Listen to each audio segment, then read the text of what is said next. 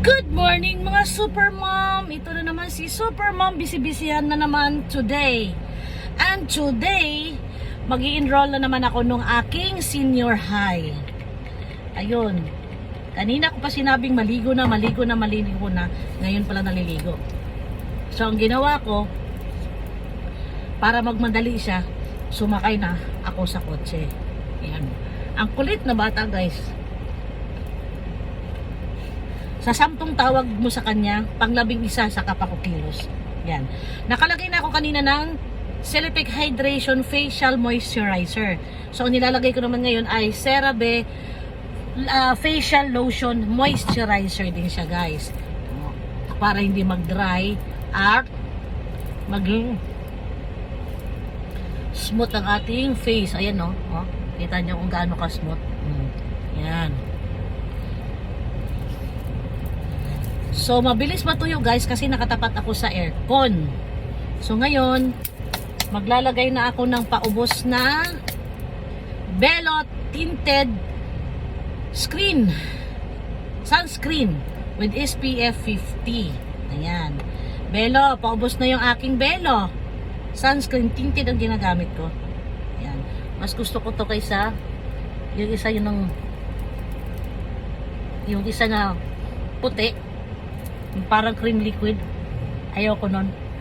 Kasi pagka pinawisan ako, ang bilis, sumasama siya sa pawis. Kaya mas gusto ko to kasi pag nag-dry siya, para siyang naging pulbo. Hindi mo na kailangan mag-foundation. Na. So dito lang ako maglagay ng marami kasi itong expose sa araw. Pag nasa labas ka, tutok agad dito ang araw, so sunog ang batok mo. Ay, tuktok ng ano mo, noo. Tsaka ito, guys, so ito, tsaka ito, yan, kinakapalan ko yan kasi yan yung mga manipis na part na mabilis masunog. Ayan. So, ayan. Done na tayo sa ating morning routine. Check ko lang, ilapit ko lang kung pantay na ang laban. Ayan. Okay naman. Pantay na siya. Ngayon, guys. Ayan, okay na. Pantay na ang laban. May sobra pa dito. Ayan.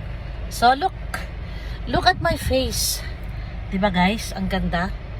Mukha na siyang may foundation pero hindi yan. Belo Tinted Sunscreen lang yan. Ayan. Papalit-palit lang yan, guys. Minsan yung Garnier ang ginagamit ko. Pero pag lumalabas ako, ayan, ito ginagamit ko. Kasi, hindi siya masyadong tawag nito, hindi mo kailangan maglagay yung umaga, tanghali, hapon. Ito, maski mamayang hapon ka na maglagay. Ayan. So, thank you for watching for my daily routine inside the car. Kasi on the go na tayo mag-enroll ng aking senior high. Bye! See you later!